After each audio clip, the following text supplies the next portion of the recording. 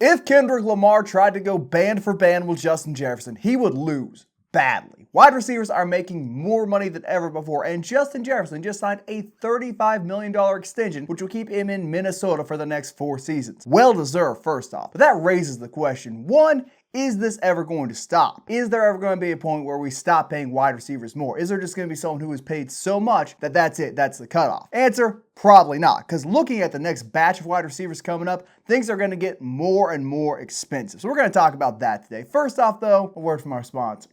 Underdog Fantasy, check out their best ball drafts over the summer. They got a bunch of them. Superflex, their multi-million-dollar contests. If you think you can draft a team that's going to make it to the final round, use code Thicc. Now we're talking about wide receivers today, and you mentioned whether or not it's ever going to stop, and it's not going to stop as long as the salary cap keeps increasing, as long as they keep having these exclusive streaming deals, and the money keeps going up and up, especially with how much the passing game is a more important part of offenses year in and year out. And when it comes to the receiver position in particular, if we're going to compare Justin Jefferson to Cee Dee Lamb or receivers 2-3 years from now that might be up for a contract, I don't think it's necessarily even about, is this receiver better than that receiver? I think people get too caught up in that. I've seen a lot of that with the Justin Jefferson and Cee Dee Lamb comparisons. What is more important is, what does this receiver do for a particular offense? Justin Jefferson is the best receiver in the NFL. Some might put favored Tyreek Hill ahead of him, or someone like that. Court cases appeal to some people.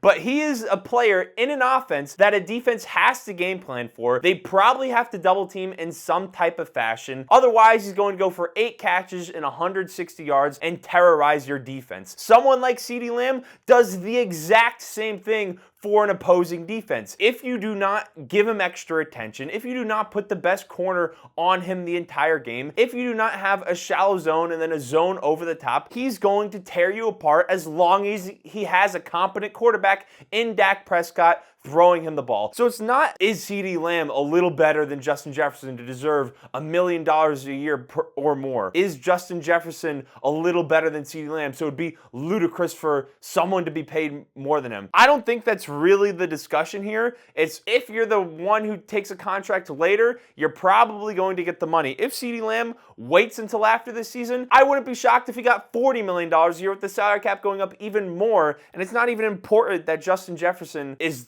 the quote-unquote best receiver in the league. Yeah, you're completely wrong if you want to talk about paying people in the short term. Clearly, year-to-year basis, no player is going to get more than $35 million, whether that be CeeDee Lamb or Brandon Aiyuk this year round. If you were to pay CeeDee Lamb as much as Justin Jefferson, you can talk about, oh, he does this, that, and the other for the offense. I'm sorry, he's just not as good, and he's not worth the amount of money that Justin Jefferson is getting paid. Put simply, there is no aspect of CeeDee Lamb's game which is superior to Justin Jefferson. He is in a tier by himself with Tyreek Hill knocking on the door. But here's the difference. Justin Jefferson hasn't hit his prime yet. Tyreek Hill's on the tail end of his. It's night and day. He's simply not worth the money. He's not as good after the catch. He's not a good route runner. He's got worse hands, worse verticality. You can't say, oh, well, they both do good things for their odds. They're both the number one guy you got a game plan against. When there is a clear disparity, there should be a clear disparity in pay. There's not that much of a there is a massive disparity. Here's the difference. CeeDee Lamb plays with an offensive line which can give his quarterback much more time in the pocket. He plays with a far superior quarterback. Justin Jefferson had multiple games with over 150 yards last season with Jaren Hall, Nick Mullins, and Joshua Dobbs throwing him the ball. This was post Kirk Cousins injury. If he had Dak Prescott with that Cowboys offensive line, with the amount of targets he had in his best season, a full healthy season, he'd have 2,000 yards. It is clearly was around CeeDee Lamb, which is allowing him to succeed in a comparable manner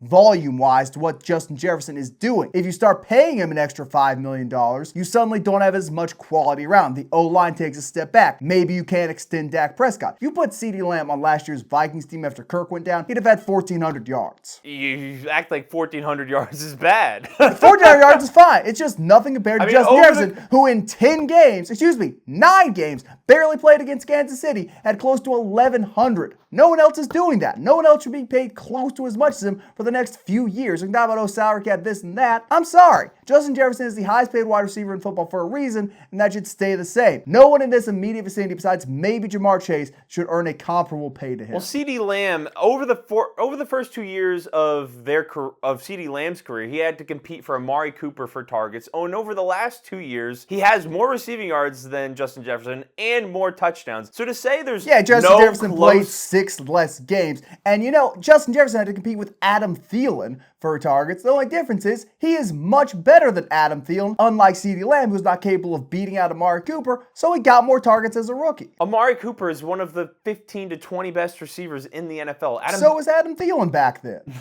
No, he wasn't. 4 years ago, Adam Thielen wasn't a top 20 receiver. You're off your gourd, man. Yeah, but Justin Jefferson 4 years ago isn't what Justin Jefferson is now over the last 2 years. Rookie.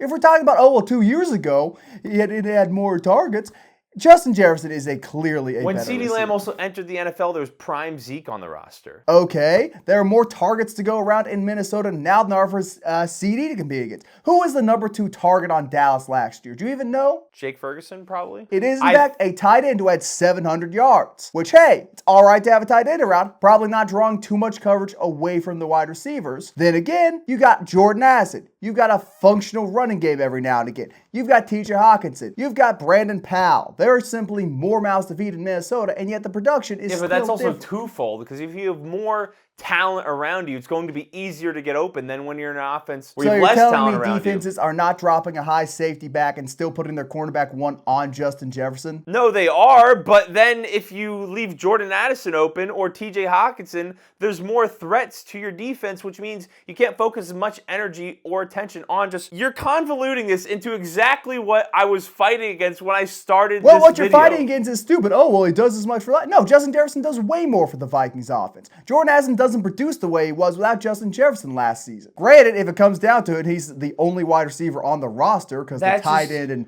backup wideout got hurt too. Maybe you have an argument there, but the few receivers I put in this tier, or whatever we want to call this ranking tier, what they do for an offense: Justin Jefferson, A.J. Brown, CeeDee Lamb, Jamar Chase, Tyreek Hill. These receivers are on a different level, and what they do for an offense is they open up the run game, they open up the other receivers on their offense, they open up the tight ends, they make their quarterback's job easier because most of the time they're going to get open, and if they're covered, they're not really covered. So when it comes to paying a receiver in the NFL, these guys, they're going to get the most money at the time of their contract signing. That's just how it works. It doesn't really matter if Justin Jefferson is a little bit better, or in your words, a whole lot better, when they do similar things and get similar production in their offenses. There is no player in the NFL besides the quarterbacks who does more for his team than Justin Jefferson. And you can say, oh, they get similar production. They really don't. If you want to get in the advanced analytics, the yards per target, the coverage drawn, it's still Jefferson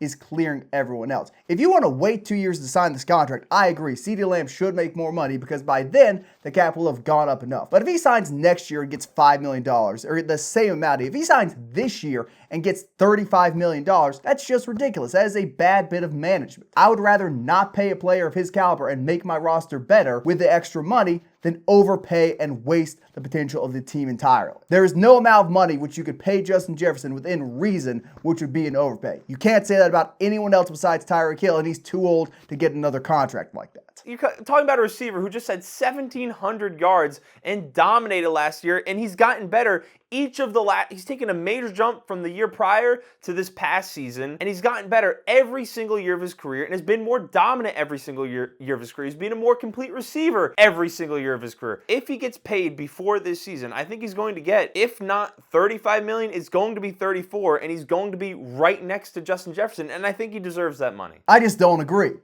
We can keep saying this over and over again. There's a tier where CeeDee Lamb has not got on. You name Jamar Chase, A.J. Brown. They're not on that tier either. Chase might get up to it. It's hard to say with him because of the quarterback inconsistency and the health, but it's just not the same. CeeDee Lamb is way more replaceable for his team than Justin Jefferson is for his. Without Justin Jefferson, the Vikings have a bottom 5 offense, arguably, particularly without Kirk Cousins. You take CeeDee Lamb off the Cowboys and stick another quality receiver, another top 15 receiver in his place, the production's not going to be that different. not. Maybe you see your tight end get more targets. Maybe you use Tony Pollard or whatever running back you have more. Maybe Dak Prescott has 300, 400 less receiving yards. I don't think you'd lose more games without Cee Dee Lamb. If you take Justin Jefferson off the Vikings, though, it's a loss in games. It's a loss in production. Everything gets worse. Wait, did you just say the Cowboys would not be that much different without CeeDee Well, Lamb? if you replaced him with a top 15 guy, I'd say they wouldn't be that much different. You took any other wide receiver besides maybe Tyreek Hill and put him on the Vikings in Justin Jefferson's place. And even Tyreek Hill I don't think would pair great with Addison or Hawk. But if you took any other player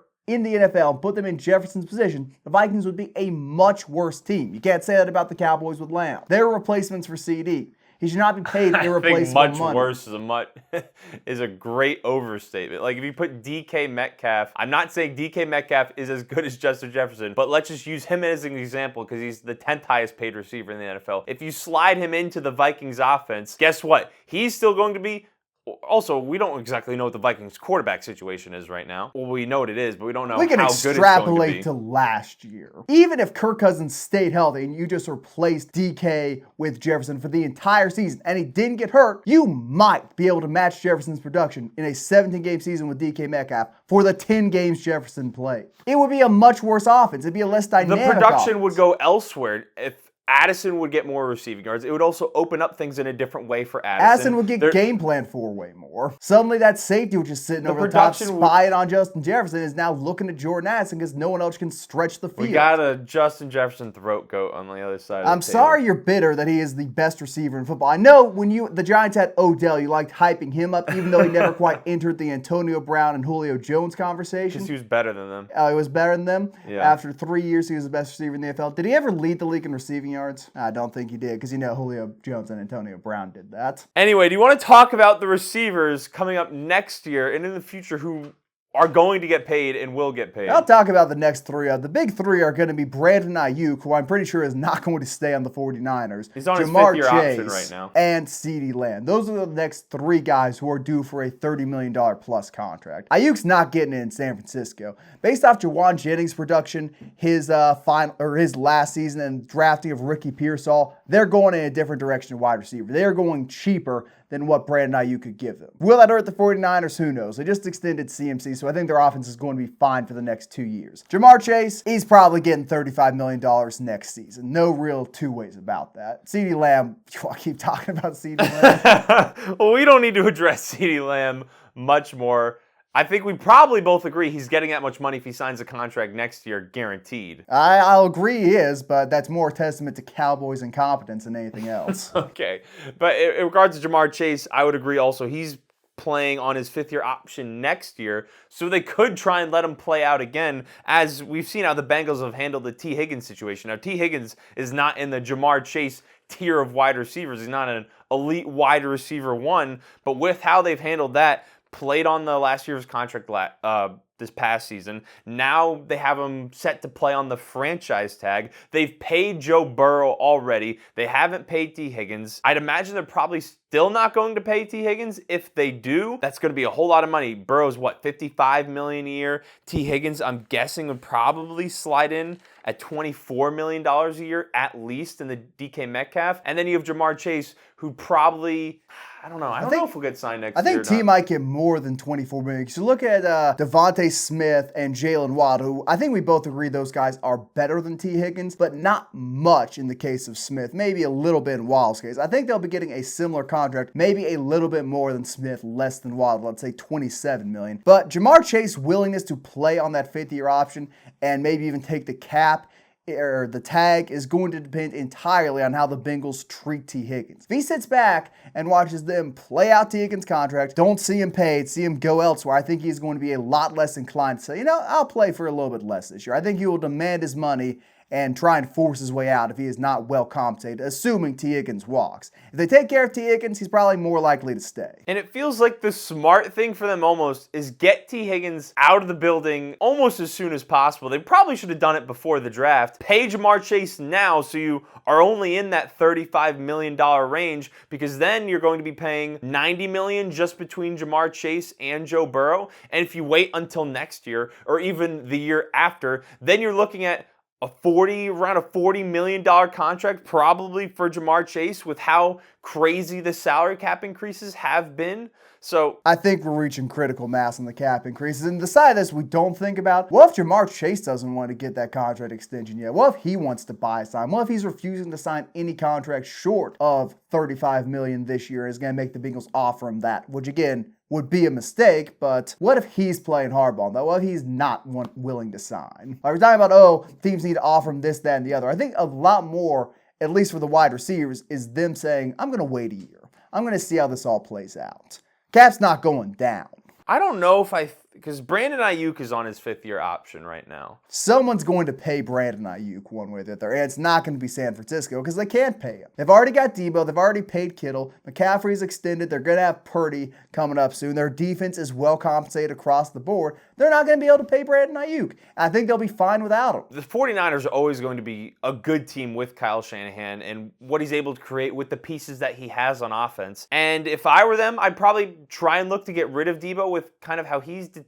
I know he's a very good player, and he does a lot for the 49ers offense, but he's deteriorated somewhat, and Brandon Aiyuk is a more pure receiver than Deebo is, and I think he'd be better in that offense than Deebo would be, especially when you just paid Christian McCaffrey. You have George Kittle, albeit he's aging a little bit, and you just added Ricky Pearsall. I think you're completely wrong about that. I think Brandon Aiyuk is a lot more replaceable for the 49ers than Deebo Samuel is. Deebo, better blocker, much more of a threat out of the backfield, adds an angle to the offense. You can find X's elsewhere. You may have even drafted an X. You might have another X on your roster in Juwan Jennings, depending on how his game develops over time. Like, the production from him is replaceable. How many other players can do for the 49ers what Deebo Samuel's doing? You can't name any. They've tried to have these hybrid type roles. And exactly a high-level elite route runner, like at the level that Brandon Aiyuk, Devontae Adams, Cee Dee Lamb, he's not one of those guys. He's a fine route runner. I don't think he's a bad route runner by any means. And you can say, oh, he's not doing great on routes. He's got good hands, he's good after the catch, and he does so much more in every other aspect of the game. You can make the sacrifice there. Maybe he's not going to burn you deep. You've got other people to do that for you. A deep threat is not hard to find in the modern NFL. A lot of track stars out there. Either way, I think it'll be interesting to see how much Aiyuk gets paid because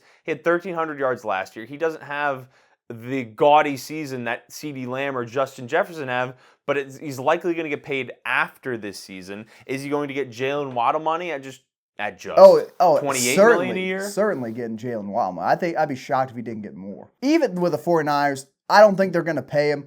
There's a stupid team out there. I don't know if stupid team's the right word. There's a team out there who's going to throw $32+ million at Brandon Aiyuk. Does he deserve that much money? I don't think so. I don't think he deserves it. Will it be the Chargers when Quentin Johnson fails? They have drafted, I believe, 6 wide receivers over the past 2 years. They're not bringing in a wide receiver on a big contract. You never know. There's no smoke and there's no fire there. So in closing, is there one thing you can say CeeDee Lamb does better than Justin Jefferson confidently? If we're comparing, if we're comparing the two players directly. No, that wasn't the question. I'm just wondering if you think there is any aspect of CeeDee's game. Because there's one and it's marginal. Like, I could argue with it about the one, but I'm curious if you're going to name the one aspect which is close. I don't know if there's a particular aspect. I would say maybe he is better after the catch, but that is the only area it is remotely close. Everything else, route running hands, locker room presence, aura, gritty, chains, it's just night and day. You can't pay that, man. You just can't. What I'm getting from this is CeeDee Lamb should be traded to the Vikings. They'll sign him on a $20 million extension because of how much he likes being around Justin Jefferson, how much Justin Jefferson opens up for him. And then J.J. McCarthy throws for $5K with Hawk, Addison, CeeDee, and Jefferson as his targets. I don't even know what we're talking about anymore. I don't know how we got here anyway. Anyway, you can do the outro. That has been our thoughts on the wide receiver market heading towards the future. Justin Jefferson, CeeDee Lamb. Let us know what you think about those two guys down in the comments below. Does CeeDee Lamb deserve the bag? Subscribe to the channel, like the video, and we'll see you in the next one.